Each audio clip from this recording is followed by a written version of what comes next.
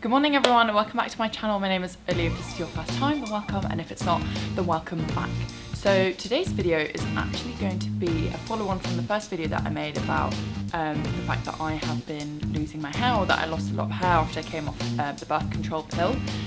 So after I kind of had that realization and I made that video, I did a whole bunch of research, and sometimes I find if you do too much research on something, you firstly start to kind of freak yourself out, and also secondly you just really confuse yourself.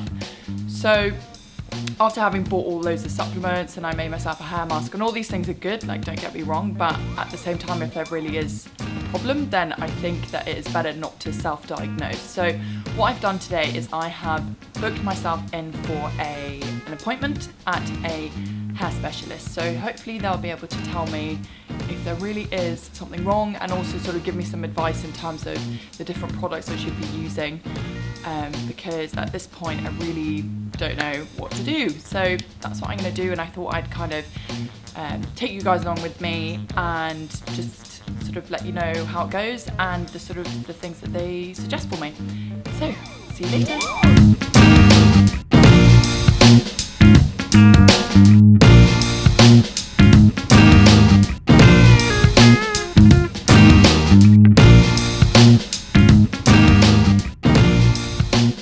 Later on in the day, and I went to the hair clinic, or the Trichologist, Ully, this morning, and it was a really interesting and really informative session. So I'll tell you a little bit about what they did there and sort of the advice and the diagnosis they gave me. So I got there, and first thing is that they ask you to fill out a little bit of history about, you know, just general like medical history, if you're on medications, birth control, if you're on supplements, things like that. Then they also asked me things about like my family history, so if I have a family history of baldness and things like that, which we definitely do, a lot of baldies in my family. And so came in, and just basically I explained to her exactly what's happened, that I had come off the pill and I felt like my hair was shedding, and I felt like the density hadn't really come back. And she was really good, and she explained that that was quite common, and that hormonal changes that very much like disrupt the hair growth cycle, so that's quite like a common side effect that can happen. It's more the fact that for some people it's very hard for the hair to then grow back, and it kind of loses its density, and it doesn't really turn to how it was before. And I also mentioned to her the fact that I had been chronic in vitamin D, which she said was definitely another factor. And then on top of all of this, I said that last year I had been following a very strict sort of raw vegan diet, and she said all of these things would have contributed to like triggering what she could only assume was some kind of androgenic hair loss, which is exactly what I also guessed what it was going to be. So she kind of examined the hair as well. So she did lots of partings, and she kind of looked at the sort of the thickness and how much of the scalp you could see at the different parts of the hair. And she said I generally had a pretty good hair density, as in we took some photos and she put them up on a screen, and you could see like I've got plenty of hair. It's just that they are quite thin, and also had like a little bit slightly thinner hair and like slightly thinner hair. So she said it probably wasn't anything to do with the deficiencies. Like I said, it was probably more like an androgenic hair loss type thing. She also did it was called a pull test, just to see how much hair was actually coming out of my hair, if I was shedding a lot of hair at the moment, and she said I really wasn't shedding very much at all, so that's good news. So then she went on to explain in detail what androgenic hair loss is and what causes it. And basically what happens is that there is a type of hormone in our body called DHT, and everyone has it, boys and girls, but it is more known as a male hormone.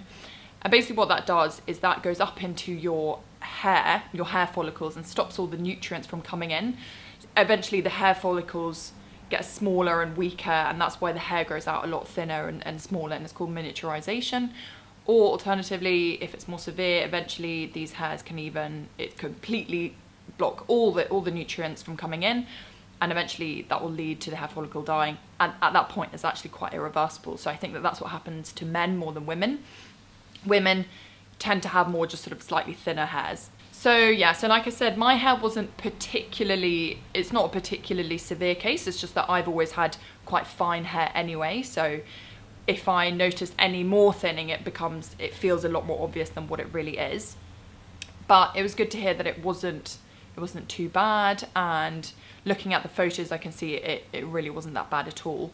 So after she had diagnosed my hair and told me exactly what she thought was happening to it, she then went on to prescribe a kind of a treatment plan for me. And the treatment plan she prescribed was something called minoxidil.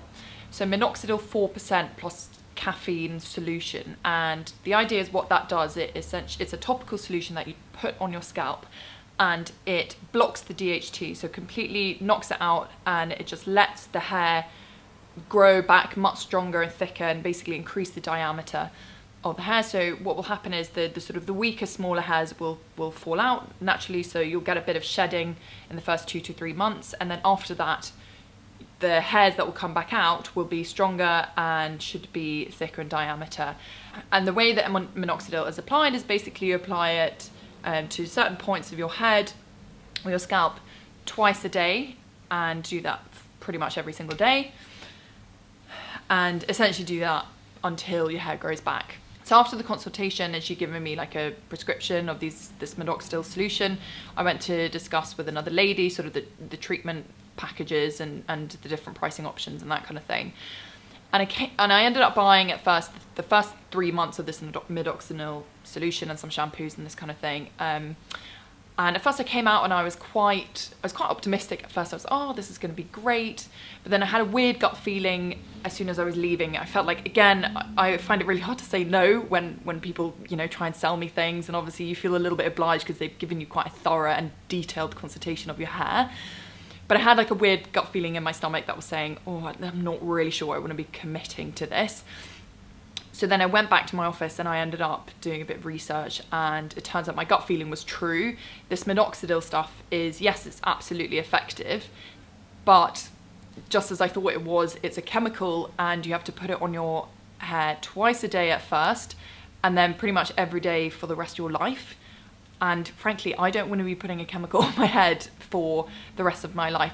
And as soon as you stop using it, what happens? Your hair comes back to how it was supposed to be, and some people even report to it being even thinner than when you went on it in the first place. So that's not really something that I want to be starting on personally. It's just not the kind of treatment plan that I had in mind. So I had a bit more time to think about it, and I actually came to the conclusion that I do not want to go on this minoxidil solution stuff. For a couple of reasons.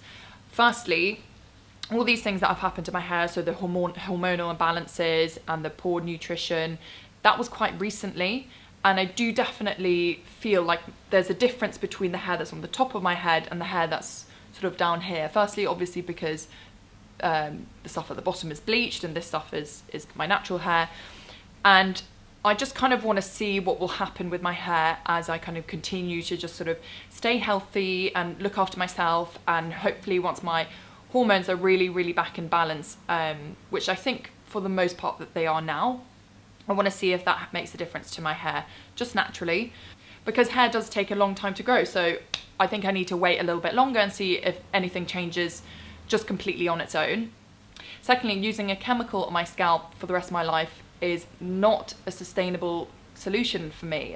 It's not something I want to do, not only because it's impractical, but also it was incredibly expensive. For 3 months it would cost £185, which is, I don't know how many dollars if you're watching from America, but it's like maybe more than $200, I'm sure. And that's only for 3 months, and you'd have to be doing this for the rest of your life. That's a lot of money that you'd be sort of spending.